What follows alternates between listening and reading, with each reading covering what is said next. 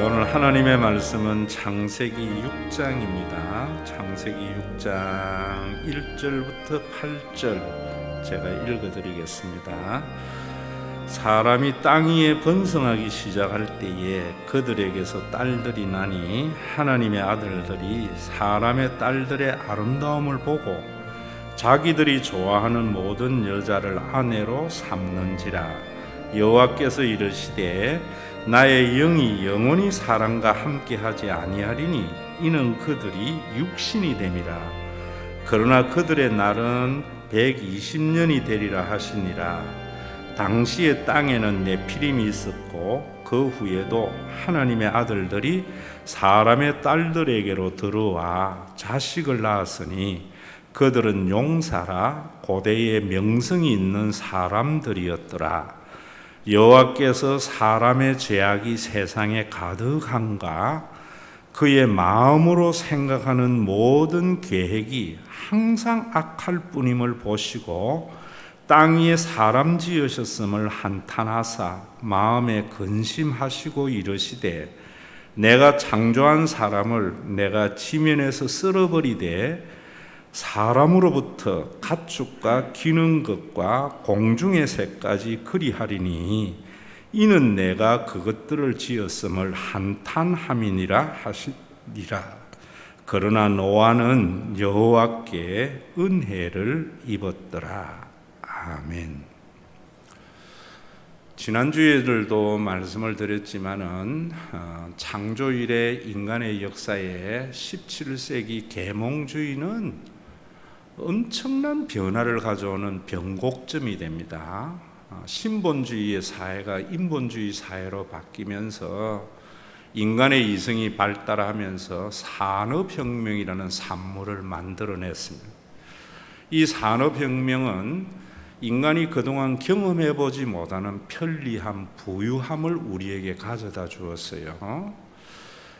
그래서 여러분, 사람이 이렇게 인구가 많아졌는데도 먹거리가 넘치는 것은 유전공학의 발달로 농지의 단위 면적당 수확량이 몇 배로 나오는 이런 것들을 통해서 우리가 그렇게 부유하고 편리한 삶을 살게 되었습니다. 반면에 인간은 불행이 시작이 되었습니다.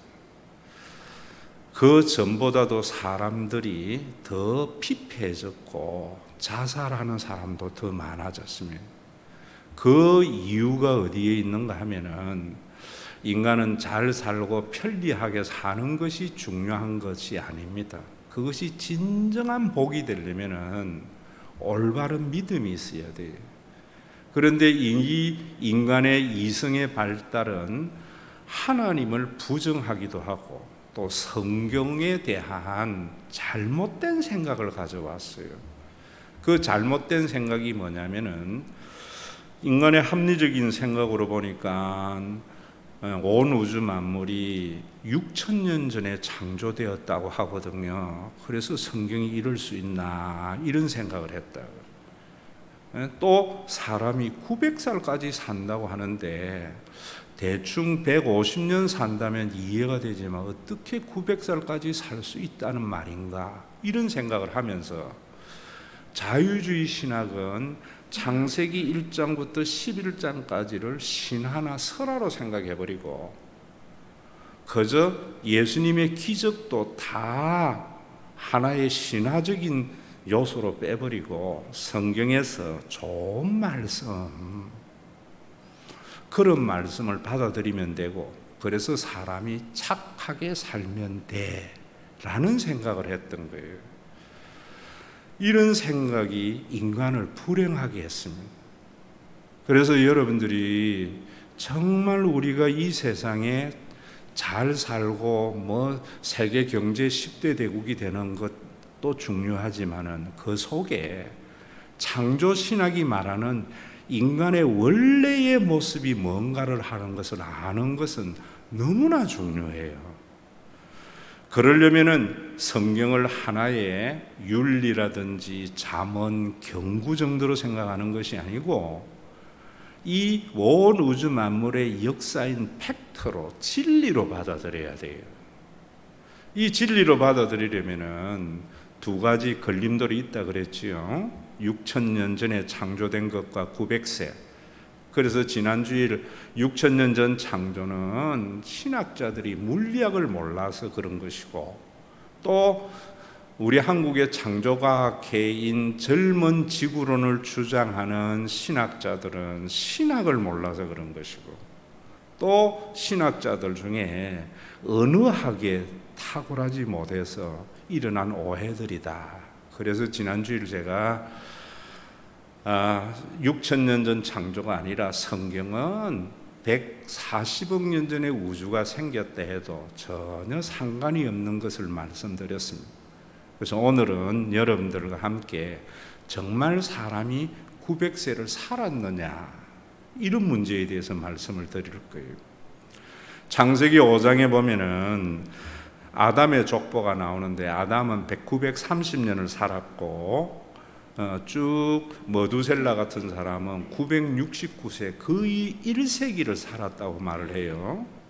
그 와중에 라멕이라고 하는 사람은 777세를 살았다는데, 옛날로 치면은 요절한 거지요. 그래서 우리가 이 성경을 과연 사실로 믿어야 되나, 이런 생각을 계몽주의 이후에 사람들은 가지게 되었단 말입니다.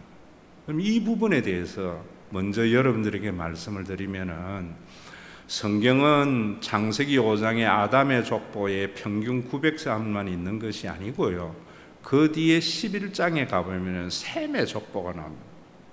셈의 족보에 보면은 셈은 600세를 살았다고 그래요. 그리고 셈의 아들 아르박삿은 465세를 살았다고 그래요. 그리고 그의 정손자인 벨렉은 239세를 살았다고 그래요. 그리고 아브라함은 BC 2000년 전에 존재했던 사람인데, 그의 아브라함의 아버지 나홀은 148세를 살았다고 그래요. 모세는 120세를 살았습니다. 다윗은 70세를 살았어요. 그래서 성경은 900세까지만 살은 것을 말하는 것이 아니라 셈 이후에 인간의 수명이 급격히 줄어들었다는 것을 말하고 있어요. 그러면은 우리가 인간의 수명이 셈으로부터 줄어드니까 거기에 중요한 사건이 있었다 하는 것을 알게 되겠죠.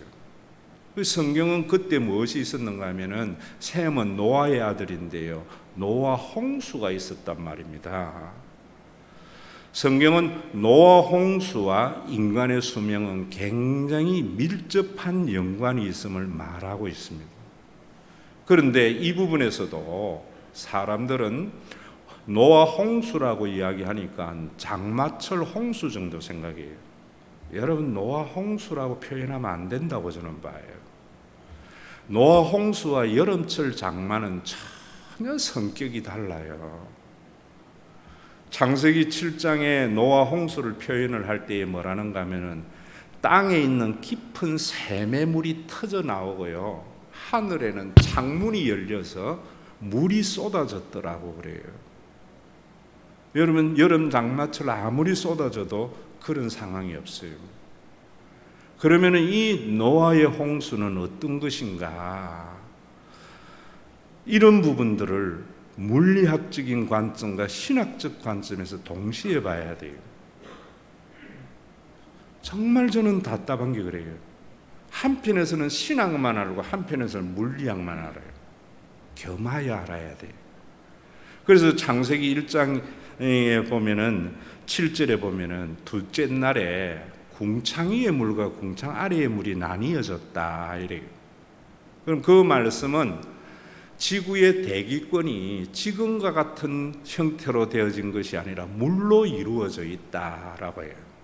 이럴 때에도 한 가지 여러분들이 아셔야 되는 것이, 목사님, 해와 달과 별은 넷째 날 만들어졌는데 둘째 날에 궁창 아래의 물과 궁창 위의 물로 나뉘어졌다는 것은 지구도 존재하지 않는데 어떻게 그런 일이 있습니까? 이런 생각을 해요.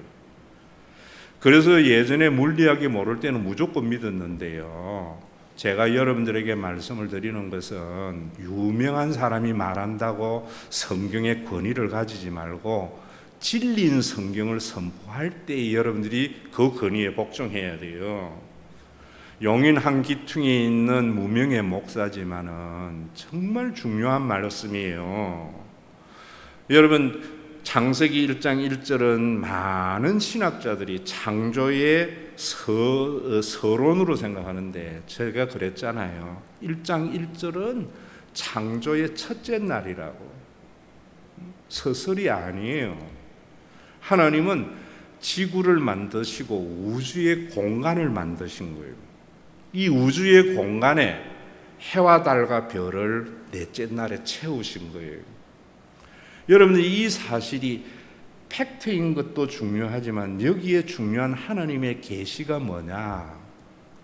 지금 왜 여러분들이 이렇게 힘든가? 우리가 경제 세계 10대 강국인데 창조 신학적인 인간론을 가지지 않아서 그래요. 계몽주의에 영향을 받은 자유주의 신학자들이 그저 성경에서 좋은 말씀 찾고 착하게 살려고 하기 때문이에요. 창조 신학에 의한 인간의 정체성에 대한 확립이 있어야 구원이 있어요. 이 말씀은 뭐냐면은 온 우주 만물의 공간이 첫째 날 창조되면서 지구가 만들어졌어요. 그런데 우리가 물리학적으로 우주를 보면은 여러 은하계가 있지요. 그 가운데에 은하계 중에 제일 기퉁이에 태양계가 있습니다. 태양계 가운데에 수금지화 세 번째 위성이 지구라고요. 그래서 물리학적으로 보면은 지구는 우주에 너무나 미미한 존재가 되고 또 지구는 태양계에서 한 위성에 지나지 않는다는 생각을 가지게 되죠. 근데 창조신학으로 보면은요, 우주 만물이 지구를 위해서 존재하게 된 거예요. 또 이 지구가 그만큼 중요한 것은 지구에 생명이 있기 때문이에요. 이게 창조신학이고 인간에 대한 이해가 돼야 돼요. 이 생명 가운데에서도 지구가 이렇게 우주의 중심이 된 것은 지구에 사람의 형상을 닮은 인간이 존재하기 때문이에요. 그래서 인간은 우주 만물보다도 귀하고요. 어떤 인간도 비교해서는 안 되는 것이 하나님을 믿는 사람들의 자세예요. 그런데 범죄한 인간들은 인간을 기능적인 것으로 가지고 가치를 판단해요.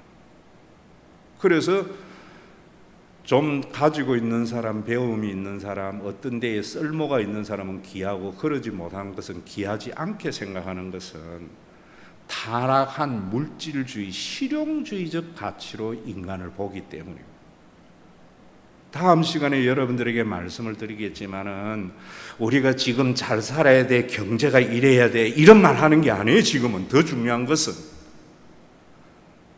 왜 우리가 잘 살아야 되는지, 그게 다음 주에 제가 말씀드릴 거예요. 오늘은 정말 중요한 것이 여러분들의 삶 속에 내가 창조 신학에 의한 인간론을 가져야 되는 거예요. 사람보다 귀한 것이 없어요. 그래서 저는 여러분들에게 그러잖아요. 뭐든지 사람이 중요하다고. 왜 그런가? 내가 왜 이런 생각을 하고 목회를 하는가? 창조 신학 때문에. 자, 그러면은 여러분들이 이 사람이 첫째 날 창조되어서 분명히 지구는 태양계의 한 이승이고 이러지만은 사람이 존재하기 때문에 온 우주 만물이 지구를 위해서 존재하는 거예요. 그리고 또 지금은 여러분들이 인문학적, 해방주의 신학적 사고로서 동물을 사랑해야 돼. 그래서 반려동물이나 동물에 대한 권리를 막 하는데, 그런 부분에서도 분명히 우리가 한계를 알아야 되는 것은 하나님은 동물과 인간을 달리 창조했다는 거예요.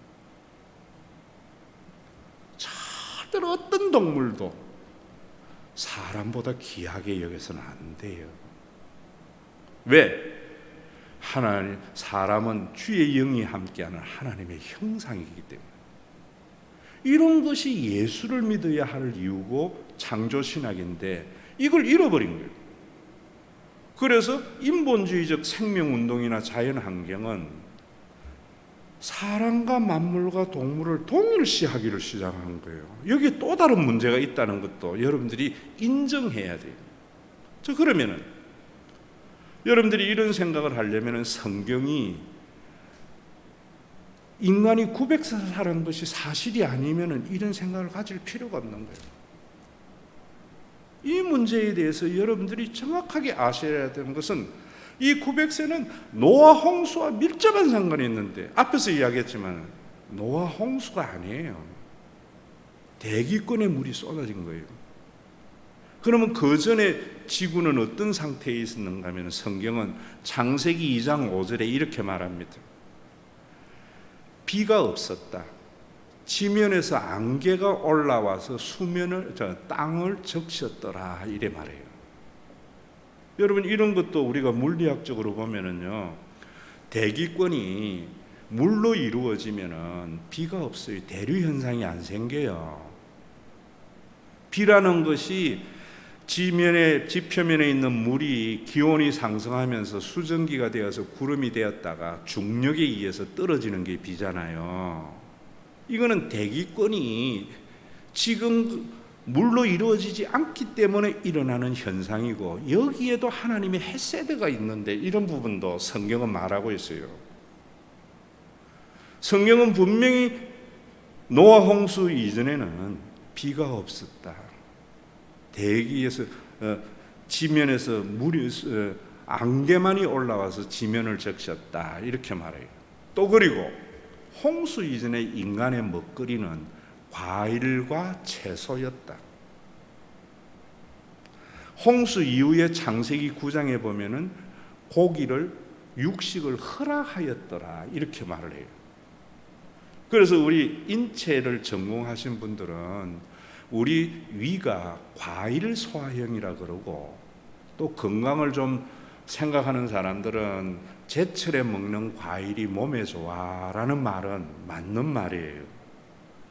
원래 우리의 인간의 먹거리는 과일이었다고요. 그리고 여러분 이런 부분에 있어서도 홍수 이전에는요, 노아 이전에는 지금보다도 식물의 종류나 과일의 종류가 훨씬 많았어요. 지금 우리가 식물성 단백질을 섭취하고 식물성 지방을 섭취할 때에 식물성 지방성은 불포화 지방산이고 식물성 단백질이 우리 몸에 좋다는 것은 누구나 알잖아요. 그런데 그런 것도 지금은 다 말라 비틀릴 정도는 깨라든지 여러분 계란 완전식품 우유 이런 이야기 하는데 예전에는 지천의 과일이나 채소가 우리 영양 상태를 완벽하게 하는 그런 환경이었다. 그런데 여러분 또 우리가 고고학에서도 그러잖아요. 공룡이 지구에서 사라진 것은 먹거리가 없기 때문이다. 맞는 말이에요. 그런데 이 사람들은 성경을 모르기 때문에 그 이야기만 하는데 성경을 알면은 공룡은 초식 동물로서 먹거리가 없어서 소멸된 건 맞아요. 그저 남아있는 게 코끼리 정도 남아있는 거예요. 왜? 지구 환경이 변화됐기 때문에. 어떻게 해서 대기권이 물이 떨어졌는가 하는 것도 욥기 9장에는 이렇게 말해요. 하나님이 땅을 흔들므로 말미암아 기둥이 기울어졌다. 지구가 북극성을 향하여 정방향으로 있어야 되는데 하나님께서는 23.5도를 기울게 함으로 말미암아 대기권의 물이 땅으로 쏟아지게 한 것, 성경을 안 보면 모르고 23.5도만 기울어진 거예요. 성경을 보면서 하나님이 기울어졌다는 것만 알면은 성경의 계시는 모르고 성경을 헬라적으로 이해한 거예요. 23.5도를 기울음으로 말미암아 하나님의 심판 가운데에서도 인간을 존재하게 하는 헤세드가 거기 있구나 하는 것을 아는 것이 성경이에요. 23.5도로 기울지 아니하고 대기권의 물이 땅에 떨어지면 이 지구는 사람이 살 수 없는 환경이에요. 적도는 너무 뜨거워서 못 살고요. 양극은 생물이 살지 못하는 극한 지대가 되어져 버려요. 23.5도 적당하게 기울기 때문에 적도에도 여러분 아시지요? 추나 추동이 적게 남아 있는 거. 그래서 태국 같은 데는 4월이 여름이잖아요. 응? 그리고 1월이 되면은 건기에다가 그들은 겨울철이라서 그렇게 뜨겁지 않다고요. 그게 다 기울어진 거기 때문에. 그래서 하나님께서는 사람의 죄악이 세상에 가득하고 그 마음에 생각하는 바가 항상 악한 인간을 심판을 해야 되는 가운데에서도 인간이 살 수 있는 기회를 주시는 하나님이세요. 이 하나님을 여러분들이 아셔야 되는 거예요. 자, 그러면은 이렇게 노아 홍수가 지구의 환경을 이렇게 변화시켰다 해도 목사님 900세 산다는 건 너무하지 않아요? 는 것이죠. 그런 생각해야 맹신주의자가 안 되는 거예요. 여러분 맹신이 믿으면 신천지 믿는 거하고 같은 거예요. 인격적인 신앙을 가져야 돼요. 사실에 의한 분명한 신앙. 신천지만이 아니고 교회 안에도 얼마나 맹신주의자들이 많은지 몰라요. 성경을 안 믿고 그래서 목사가 하는 말만 믿는다고. 목사님의 설교도 구원사의 설교가 중요한 거지요. 좋은 말이 중요한 게 아니에요. 복받게 하는 말이 중요한 게 아니에요. 종교적인 과업의 완성하는 설교가 중요한 게 아니에요. 그런 쓰레기예요. 구원사의 말씀이 뭔가 여러분들이 아셔야 돼요. 하나님이 천지 만물을 창조하는 가운데에서도 인간에게 심판을 해서 살게 하는데 그래도 목사님 900세까지 사는 것은 도저히 이해가 안 됩니다. 그것에 대한 대답이 오늘 본문이에요. 그런데 이 본문은 굉장히 해석이 난해하고 신학자들마다 그 의견이 많이 나뉘어져 있어요. 그런데 이것이 왜 그런가 하는 것은요, 또 이런 부분은 제가 여러분들에게 설명하자면 또 몇 시간 걸리는 문제인데 생략하고 넘어가면은 왜 난해한가 하면 첫째는 여기에 있는 히브리어 중에 단어가 여기만 나오는 독특한 단어가 있고요. 여러분들이 단어를 잘 이해하려면 여러 군데 나오는 개념이 다 똑같아야 그 단어의 본래의 의미거든요. 그리고 또 한 가지는 문법적으로도 어렵지만은요, 여기에는 지금 우리의 생각으로는 도저히 이해가 안 되는 말들이 있어요. 이 말은 뭔가 하면 지금 우리가 경험하는 이 세계로서는 이해가 안 되는 말이 있어요. 그래서 목사님들이 자기 시기에 주장을 해버린다고, 사실을 말하지 않고. 그래서 맹신주의가 만들어져요. 그 말이 뭐냐면은 사람이 땅 위에 번성하기를 시작할 때 그들에게서 딸들이 나니 하나님의 아들들이 사람의 딸들의 아름다움을 보고 자기들이 좋아하는 모든 여자로 아내를 삼는지라. 여기 하나님의 아들들, 사람의 딸들이 뭐지? 이런 걸 가지고 하나님의 아들들은 셈의 후손이고 사람의 딸은 가인의 후손이고 뭐 이래서 믿는 자와 멍에를 같이 말라 해서 믿지 않는 자와 함께 섞이면 안 된다는 종교적인 구로 해석하는 사람도 있고, 또 어떤 사람은 윤리적인 음란의 행위를 해서는 안 된다는 것도 있고, 전부 이런 것들은 인본주의적으로 접근하는 거예요. 하나님의 아들과 사람의 딸들은 정확하게 몰라요, 우리가. 자, 그런데 그 다음에 또 중요한 것은 여호와께서 이르시되 나의 영이 영원히 사람과 함께하지 아니하리니 그들이 육체가 됨이라. 이 말도 너무나 어려워요. 하나님의 영이 이제는 사람과 함께 안에서 육신이 되었다는 것을 다 윤리적으로 타락한 인간으로 이렇게 생각해 버린다고. 이런 것들은 지금의 상황으로 성경을 보는 거예요. 제가 여러분들에게 말씀을 드리지만은 우리가 이 성경을 볼 때에 또 이 세상은요, 큰 변화가 두 번 일어나요. 그 두 번이 뭐냐면 에덴 동산에서 범죄한 인간이 쫓겨나는 것과 노아 홍수의 사건이에요. 그런데 에덴 동산에서 쫓겨나는 것도 지금 우리의 수준으로 생각하는 사람들은 팔레스타인 유대 땅이 에덴 동산이 젖과 꿀이 흐르는 땅이라고. 그것은 물리학을 모르는 사람들이에요. 신학자들이 그러니까 믿음으로만 이야기한다고. 제가 이야기했잖아요. 에덴 동산은 지금 3차원의 세계가 아니고 4차원 영원 차선의 세계라고. 이거 아셔야만이. 여러분, 이런 사람 안 살아요. 부자의 삶이 축복의 삶이라 생각 안 한다고. 인간의 고통은 환경에 있는 게 아니에요. 물론 환경도 중요해요. 에덴 동산은 시간과 공간이 초월된 곳이었어요. 범죄한 인간이 시공의 생각으로 내재되는 것이 하나님의 심판이에요. 그래서 우리가 왜 힘든가? 시간의 제한성, 공간의 제한성 때문이에요. 자, 여기에 우리가 신앙생활을 어떻게 해야 하는가 중요한 부분이에요. 이런 것들을 제가 평소에 설교 다 했어요. 그러면 에덴 동산에서는 지금 여러분들이 그 모습을 잠깐 보여준 게 예수님이 죽음에서 부활한 부활체예요. 그래서 예수님의 부활과 뭐 이런 것도 하나의 소생으로 생각하는 것도 전부 물리학과 신학의 결례예요. 예수님의 부활체는요, 나사로가 죽었다가 살아난 거하고 달라요. 예수님의 부활은 부활 이후에 갈릴리도 계시고 예루살렘에도 계시고, 다락방에 제자들이 무서워서 숨어 있는데 문도 안 열고 벽을 뚫고 예수님이 나타나세요. 시공을 초월한 육신의 모습을 보여주셨어요.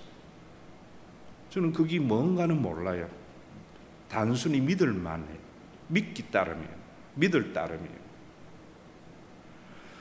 에덴 동산에서의 여러분, 온 우주 만물과 인간은 시공의 제한을 받는 그런 존재가 아니었어요. 그런데 우리가 범죄함으로 말미암아 시공의 제한 속에 존재하게 된 거예요. 여기에도 중요한 메시지가 있어요. 또 조금 이따 말씀드리겠지만, 또 노아 홍수로 인하여, 제가 홍수는 지금의 홍수와 다르다 그랬지요. 인간의 생체의 변화가 있던 것을 말해요. 이걸 모르고 이걸 신학적으로만 해석을 하니까 문제가 돼요.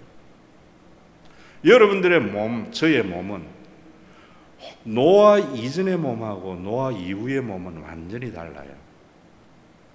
노아 이전의 몸을 가졌던 노아는 930세를 살았고, 그의 아들은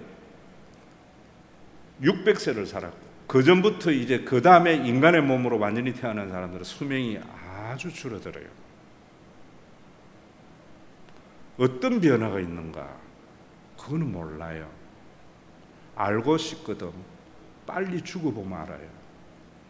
그건 단지 한 가지, 저와 여러분들이 여기에서 하나님이 주시는 메시지 중에 하나는 뭔가 하면은, 하나님은 영원히 사는 존재를 유한한 존재로 만들면서도 긍휼을 베푸셨다는 거예요. 이 생각이 왜 중요한 줄 아세요? 이 생각이 중요한 것은 여러분 한번 생각해 보세요. 박근혜 정부가 영원했다면, 문재인 정부가 영원하다면 그게 축복이겠어요? 정권의 심판이 있기 때문에 좋은 거예요. 이게 예수 믿는 사람의 모습이에요. 신천지는 그 심판을 면한다는 거예요. 성경은 어느 누구도 면하지 못하고 하나님의 심판이 있는데, 그 심판 속에서도 하나님이 긍휼을 베푸신다는 거예요. 신과 회복이 있는 교회 김종국 목사가 담임으로 영원하다면은 여러분 숨 막힐 일 아니겠어요? 언젠가는 끝난다는 사실은 하나님의 심판 속에서도 주시는 헤세드예요. 이런 걸 가지고 이단은 심판받지 않는다 해도 이단이고요. 거기에서 심판을 부정하고 하나님의 긍휼만 이야기해도 잘못된 신앙이에요. 이 사실이 굉장히 중요해요. 자, 그러면 오늘 여러분들에게 말씀드리는 것은 그 뒤에 보면은 그 다음에 생체의 변화와 함께 뭐라고 하는가 하면 그들의 날은 120년이 되리라 했는데 여기에 굉장히 해석이 힘든 것이 나의 영이 사람과 함께 하지 아니하리라는 말 중에 나의 영이라는 말은 창세기 2장에 하나님이 흑암 가운데 수면 위에 운행하더라 할 때의 그 영을 말하는 것이고요. 함께 하지 아니하리라는 말은 여기에만 나오는 독특한 말인데 두 가지 의미의 해석이 있어요. 하나는 다투지 아니하리라는 해석이 있고 하나는 함께 하지 아니하는 해석이 있어요. 이 해석에 따라서 120년이 차이가 있어요.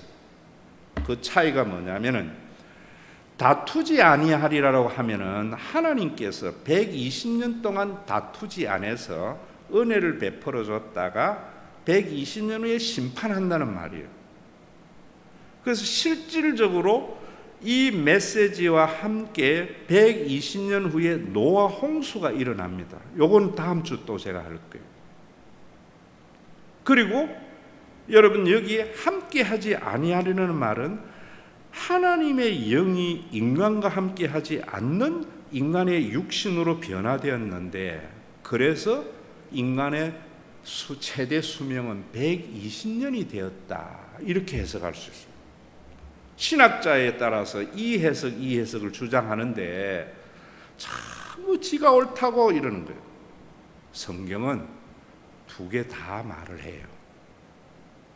분명히 120년 후에 하나님께서는 노아 홍수를 통해서 심판을 하셨고 그 이후에 인간의 수명은 120년이 되었습니다. 이럴 때에도 신학자들은 120년 된다 했는데 홍수 이후에 사람들이 120년 더 살았잖아 이런다. 그런 것은 너무 신학적으로 접근하는 거예요. 그 이후에는 하나님의 신이 여러분 심판한다고 금방 안 돼요. 우리에게 주신 내재적 생명이 있는 동안에는 우리는 존재하는 거거든요. 그래서 점점 줄어들어서 모세 시대에 120세가 되었고 다윗 시대에 오면은 70세로 인간의 수명이 줄어들었다가 1960년도만 해도 우리나라 평균 수명이 40세밖에 되지 않았다가 또 인간의 과학으로 지금 8, 90세로 이렇게 늘어나는 이런 상황이지만은 어쨌든 120세예요.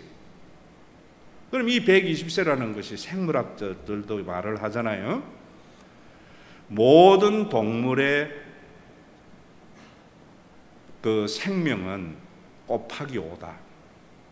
사람은 20살부터 25살까지 성장하기 때문에 곱하기 5면 120세예요. 개는 3년에서 4년을 성장하기 때문에 곱하기 5 하면은 15년에서 20년이에요. 모든 생물은 그 생물이 성장기에 곱하기 5예요. 성경은 이미 말하고 있어요. 자, 그러면은 여기에서 여러분들에게 말씀드릴 때 지금 가장 큰 문제는 성경을 이렇게 변증만 하려고 하다 보니까 이 사실 속에 하나님의 계시를 잊어버리고 있는 거예요. 성경은 변증하라고 준 게 아니에요. 그것을 사실로 믿음으로 받아들이고 그 믿음을 통한 하나님의 계시의 말씀이에요. 그 계시가 뭐냐? 심판이 있다는 거예요. 자, 여러분, 인류의 역사에 하나님의 심판, 에덴에서 쫓겨난 심판 말고요, 인류의 역사 이래에 일어난 심판이 둘이 있어요. 하나는 뭐냐면 소돔과 고모라의 심판, 하나는 노아 시대의 심판. 왜 이 심판을 했는가? 죄악이 관영한. 근데 이것도 죄악에 대해서 전부 인간적인 윤리적인 죄악이라 해버리니까 구원이 일어나지 않아요. 회개가 잘못된 거예요. 그것도 다음 시간에 말씀드리겠지만 오늘은 여러분들이 심판이 있다는 것을 믿어야 돼요. 그 심판에 대해서 아모스는 이렇게 말해요. 그래서 그 심판을 안 받아들였기 때문에 이스라엘이 심판받는 거예요. 여러분들이 심판을 안 받아들이면 여러분들의 삶에 심판이 일어나요. 그 아모스에 뭐라는가 하면은 하나님은 자기의 비밀은 구원의 심판을 말해요. 여러분들이 목사님들이 예수 잘 안 믿으면은 뭐 가난하고 이런 거는 여러분들이 헛소리라 받아들여도 돼요. 누가 뭐 잘 믿어서 복 받아 헛소리라 생각해도 돼요. 무엇이 계시냐? 하나님의 구원사에 대한 말씀을 받아들여야 돼요. 자기의 비밀을 인간의 번영과 인간의 패망 이런 거로 해버리면 목사가 무당이 돼버리죠. 무당이나 그런 짓 하는 거죠. 하나님은 인간의 생명과 하나님의 구원의 계획, 심판을 말을 해야 된다고. 종교적인 가배 성취도 아니에요. 아모스에 이렇게 말해요. 하나님은 자기의 비밀, 구원의 계획. 그러면 심판이 전제되어 있잖아요. 자기의 종들, 선지자들에게 말하지 않고는 결코 행하심이 없다. 이게 하나님의 은혜예요. 이걸 여러분들이 믿어야 돼요. 개인적으로 너 그렇게 믿으면 너 심판받아. 이런 것은 목사가 무당짓 하는 거예요. 뭐로 가지고? 소돔과 고모라와 노아의 심판을 가지고 말해야 돼요. 예수 그리스도의 구원사적인 사건을 가지고 말해야 돼요. 그게 하나님의 구체적인 구원의 계획과 비밀이기 때문에 하나님께서는 아브라함이라는 선지자에게 소돔과 고모라 성이 멸할 것을 말을 하고 가서 그것을 알려주라 그랬어요. 이게 저와 여러분들이 받아야 할 사명이에요. 전도는 우리 교회에 오라 예수 믿으면 복 받는다가 아니고요. 하나님의 심판과 구원의 계획을 사람들에게 알려주는 거예요. 그럴 때에도 신천지같이 영원히 산다 이런 것은 전부 헛소리들이에요. 그 심판에 대해서 성경은 롯의 사위들은 농담으로 여겼더라. 그래서 멸망당했더라. 오늘 설교를 농담으로 여기는 사람은 지옥 갑니다. 이 땅에서 한국 제1의 재벌이 돼도 지옥 가요. 의미 없어져요. 여러분, 구원의 계획이 중요해요. 농담으로 여기지 마세요. 목사가 여기서 하는 설교에서 종교적인 설교는 농담으로 여겨도 돼요. 무당과 같은 설교는 농담으로 여겨도 돼요. 착하고 바르게 살아는 사회정의, 해방주의 설교도 쓰레기로 여겨도 돼요. 그러나 예수 그리스도 안에 있는 구원의 계획을 선포할 때에는 두렵고 떨리는 마음으로 받아야죠. 왜 롯의 사이들, 롯은 멸망당했는가? 농담으로 여겼어요. 오늘도 여러분, 하나님께서 900세를 살게 했는데 인간은 900세 이래서 살았다. 이거 변정하는 게 아니에요. 무엇을 믿어야 되는가? 하나님의 심판을 믿어야 돼요. 성경은 사람이 한 번 죽는 것은 정한이 있지요. 그 이후에는 하나님의 심판이 있다 그랬어요. 이걸 믿어야지 제대로 된 하나님의 형상으로서의 삶을 살아요. 종교인의 삶이나 윤리적인 삶이 아니에요. 그 삶이 어떻는가 다음 주 또 여러분들 그동안 계속 제가 설교했는데 목이 고드니까 안 들어오는 거예요. 얼마나 중요한 말씀인데요. 그 말씀을 받아들이려면 사람이 한 번 죽는 것 정한이지다. 왜? 사람의 죄악이 세상에 관영했다. 그 죄악이 뭔지 아셔야 돼요. 윤리적인 것도 아니에요. 사회정의 차원의 죄악도 아니에요. 그의 마음으로 생각하는 모든 계획이 항상 악하고 항상 악할 뿐이었다. 계획이 항상 악할 뿐이었다. 여기 악한 생각도 윤리적인 거나 종교적인 게 아니에요. 창조 신학적 측면에서 봐야 돼. 그래서 히브리서에서 한 번 죽는 것은 정한이다. 왜 오늘날 교회가 이 모양 됐어요? 죽는다는 것을 이야기 안 해요. 이후에 심판을 말하지 않아요. 그러니까 목사도 영원히 자자손손 그 교회에 담임되려고 해요. 정치가들도 자자손손 정권을 우리 당으로 유지하려고 그래요. 뭐 안 믿기 때문에. 하나님의 심판과 이 죽음과 이후의 심판을. 이단들은 그 심판에 대해서 면할 수 있으니까 우리 가운데 하면 영생한다, 이 신천지잖아요. 믿으나 안 믿으나 누구나 심판 아래 있지만, 죽음 아래 있지만, 우리는 그 심판에서 자유롭게 될 날이 있어요. 그래서 예수 믿는 거예요. 여러분, 이런 것이 뭔가? 제가 여러분들에게 이미 예로 이야기한 것 중에 제가 반복하는 것은 제 신앙과 목회의 터닝 포인트가 되는 중요한 사건이기 때문에. 용서 얻어서의 두 번째 듣는 사람. 제가 1990년부터 4년 동안 신영강 교회에서 담임을 했어요. 그때의 그 교회에 박창식이라고 하는 집사가 있었어요. 이 지사님이 하루는 저에게 오더니만, 목사님, 자기 아버지가 세브란스 병원에 신촌 세브란스 입원해가 있는데 췌장암으로 신방을 한번 와주세요.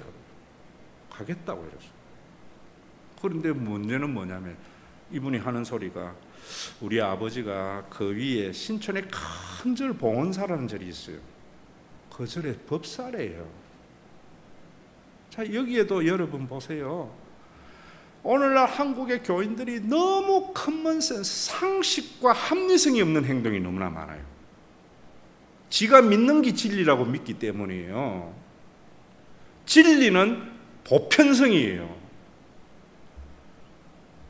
거기 가서 무조건 예수 천당 불신 지옥 이러는 것이 진리를 수호하고 영혼을 사랑하는 거라 생각하지만, 저는 진리를 아는, 진리 안에 거하는 자이기 때문에 상식선에서 그림이 안 그려지더라고요.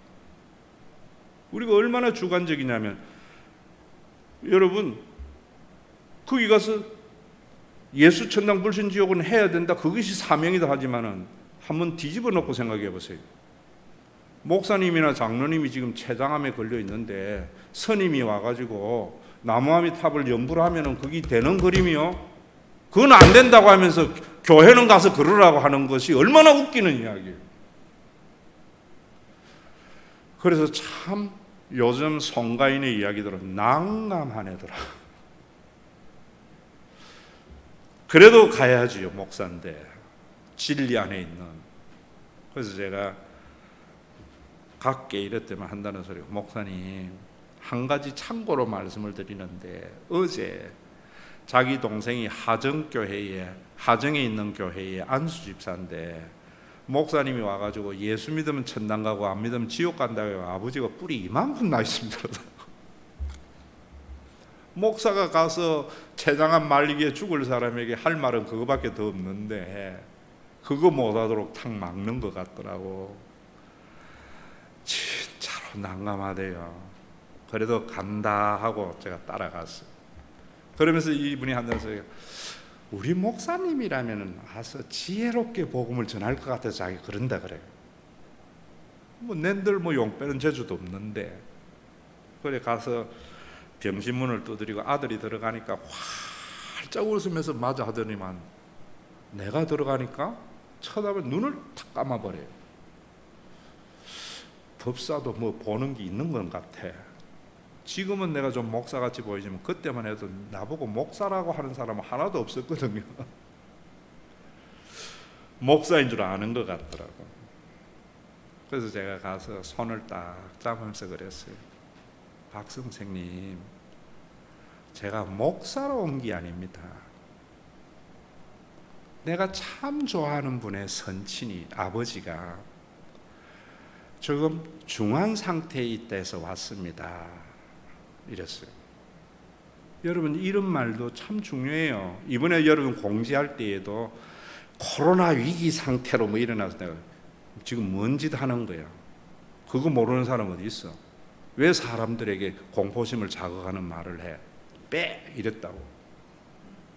췌장암 사기, 자, 말기, 그런 말 쓰면 안 되거든, 그런 사람 앞에서. 그래서 그랬다고 이야기하니까 이분이 뭔가 좀 달랐던 것을 떠가지고 한번 보더라고. 또 제가 자세히 보면 인상은 좋잖아요. 그러더니만 다시 눈을 감아요. 그래서 제가 그랬어요. 참 여러분, 왜 우리나라가 이렇게 뭐 전부 싸우는가? 한 가지 하셔야 돼요. 너무 바운다리를 좁게 가져가요. 작은 한반도에 있지만 여러분들의 생각은 우주를 품는 생각을 가지고 살아야지. 예수 믿는 사람이 용서하자 이런 거 아니에요. 대한민국을 생각 안 하고 당만 생각하고 대한민국을 생각하지 않고 자기 이념을 생각하기 때문에 싸우는 거예요. 좀 크게 생각해요, 대한민국을. 이번에 국회의원 할 때에도요, 우리 당 이러는 사람 절대로 찍어주지 마세요. 우리 대한민국 생각하는 사람 찍어줘야 돼요. 또 왜 일본, 중국, 미국이 싸우는가?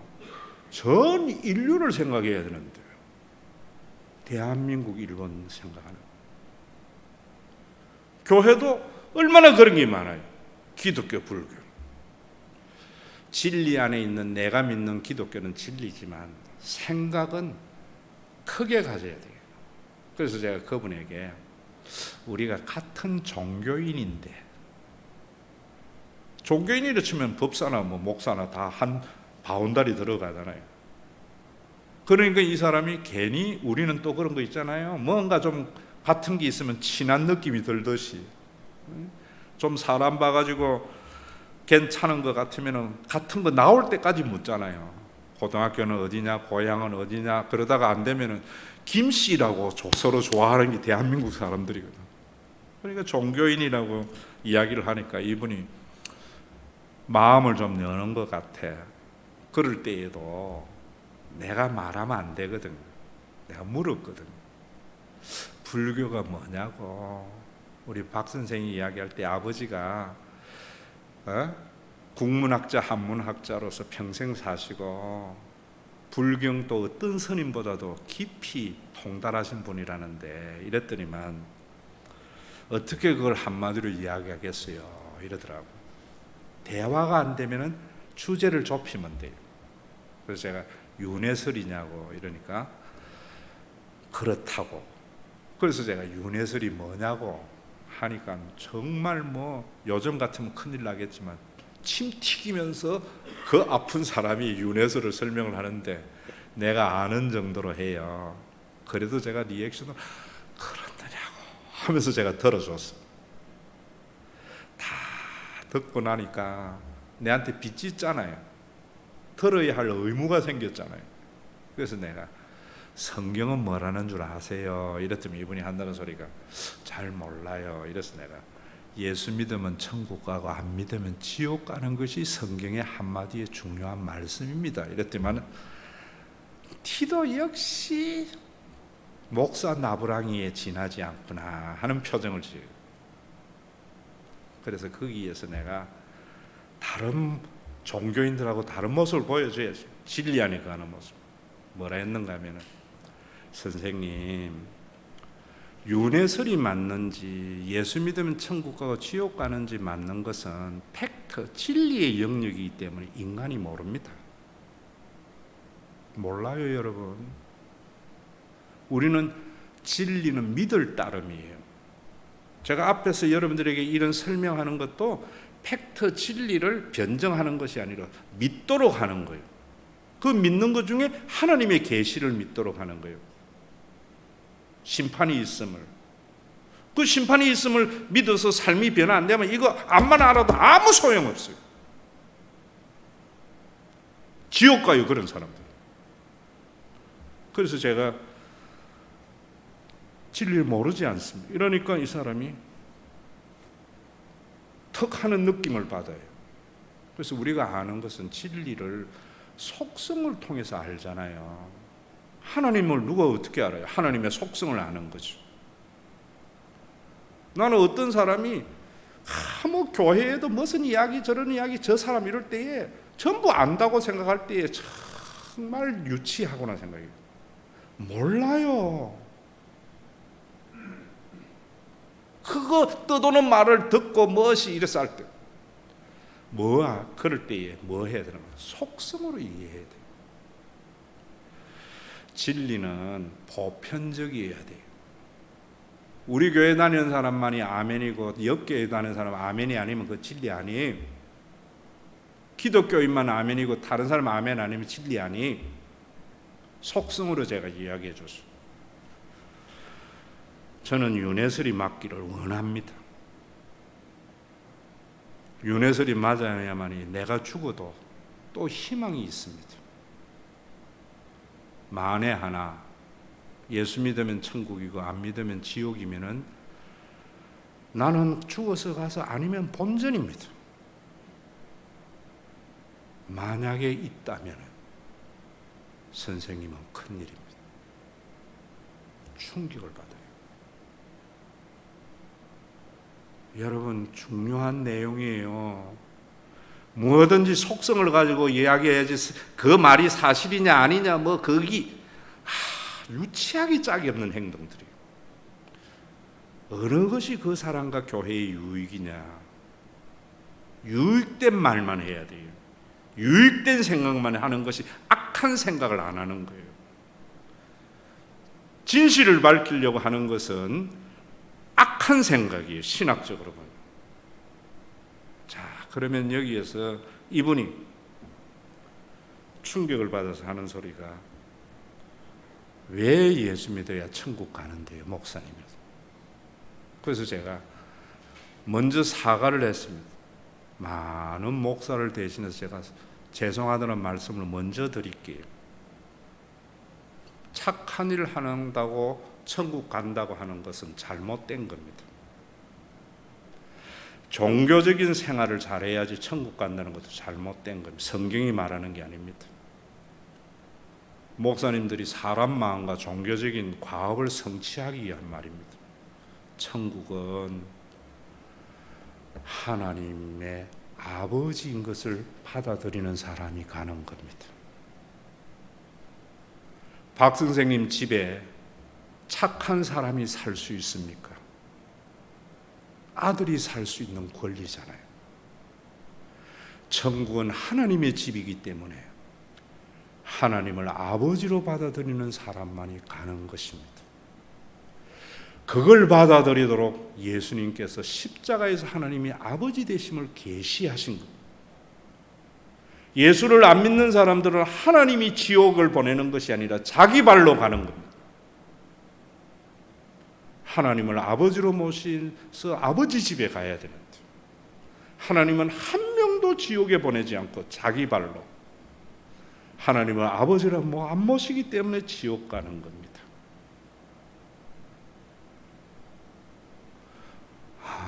그래요. 진리지요? 보편적이죠. 그러더니만 하시는 말씀이 그래요. 사실은 나도 어릴 때에 교회 좀 다녔다고. 그때 내 부른 찬송 중에 내 주를 가까이라고 부르는 찬송이 있는데 그거 지금도 있습니까? 예, 있습니다. 그거 좀 불러주세요. 부를 때 그분의 두 눈에 눈물이 흐르면서요. 구원의 기쁨을 누리고 얼마 있다가 며칠 있다가 돌아가셨는데 제 손으로 장례식에서 1억 넘어가는 변전소의 옆에 선산인데 그 묻어드릴 때 그래도 봉헌사회에 스님 한 분이 발인 예배에 종교는 달라도 참여했더라. 여러분, 이런 말씀이 여기만 있는 것이 오늘에게 여러분들 말씀드리면은 코로나는요 조심해야 돼요. 예수 믿으면 안 걸린다 하는 것도 이단이고 잘못된 생각이에요. 예수 믿으면은 코로나 뭐 그런 거 조심 안 하고 무서워하고 막 묻어 그것도 이단이에요. 코로나는 조심해야 돼요. 그러나 무서워하지 마세요. 그게 이기는 길이에요. 조심을 하지만은 무서워하지 말아야 돼요. 왜? 심판 속에 하나님의 은혜가 있기 때문에. 지금 교회들도요, 사람 마음에 안심을 해서 예배 싹 중단, 이것도 잘못된 거예요. 우리 교회는 하나님이 지켜주신, 이것도 잘못된 거예요. 조심들 하세요. 약한 사람 오지 마세요. 접촉이 많은 사람도 오지 마세요. 그러나 무서워는 맙시다. 왜? 900살 사면 뭐합니까? 10살 사는 게 불행합니까? 지옥 가는 게 불행한 거죠. 누구나 죽어요. 죽음을 아는 하나님의 심판을, 하나님의 구원사의 심판인 죽음을 아는 자의 삶은 다음 주 말씀드릴 거예요. 오늘도 여러분들의 삶에 코로나보다 더 무서운 것이 오더라도 조심은 하고 사시되 두려워하지 않고 살아가야 하는 것은, 내가 900살 살면 뭐합니까 여기에? 그게 예수 믿는 사람이에요. 10살 산다고 해서 그게 불행한 게 아니에요. 내 아버지 집인 천국에 가는 것이고요. 교회에 열심히 다니는 것이 중요한 게 아니에요. 교회에서도 천국을 맛보며 내 아버지의 집을 맛보며 사는 것이 중요해요. 지금 우리 한국은 교회가 하나님의 심판을 잊어버렸어요. 그 속에 헤세드도 없어요. 주님을 가까이 하는 사람, 재장을 앞두고도요, 천국에 간다는 것 알 때 평생 자기를 위로하지 못했던 윤회설이 죽음을 이기게 하는 권세의 말씀이 됐어요. 여러분들의 어떤 삶의 공포도 이기게 하는 그리스도의 구원을 믿으셔서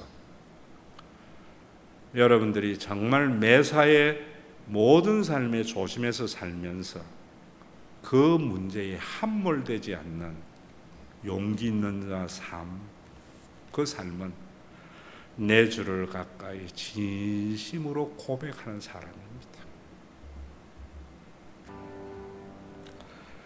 살아있는 사람은 먹어야 삽니다. 그러나 하나님을 믿는 사람은 먹기 위해서 사는 것이 아니라 하나님의 형상, 천하보다도 귀한 인간, 우주의 중심인 지구를 위해서 사는 삶임을 믿습니다. 이 신앙의 표현으로 어려운 상황 속에서도 드린 헌금을 연락해 주셔서 은도 내 것이요 금도 내 것이라고 하신 주님, 하나님의 형상을 올바로 회복한 자에게 은과 금을 맡겨서 이 세상이 없는 사람도 숨쉬고 있는 사람도 두려워하지 않는 예수 그리스도의 구원이 더 확대되어져 가는 그런 예배로서의 헌금이 되게 하여 주시고, 비록 이름 없는 동맥의 한 기퉁이에 신과 회복이 있는 교회지만 썩어 시궁창 같은 세상에 한 줄기의 생명의 물줄기를 흘러보냅니다. 주님, 긍휼히 여겨 주시옵소서. 예수님의 이름으로 기도드리옵나이다. 아멘. 우리 주 예수 그리스도의 은혜와 아버지 하나님의 사랑하심과 성령님의 감동하심이 사람은 누구나 한 번 죽는 것임을 알고 그 위에 심판이 있음을 알아서 부자가 되는 것도 가난하게 되는 것도 자신의 삶의 목적이 아니요 하나님의 형상으로 사람보다 귀한 것이 없음을 아는 은혜의 삶을 살다가 천국을 맛보도록 선물로 준 신과 회복 있는 교회에서 죽어서 가는 그 천국을 맛봄으로 영원한 천국을 소망 중에 바라며 주님이 걸어가신 좁은 길을 걸어가는 성도들과 교회 위에 구원의 완성인 재림의 그날까지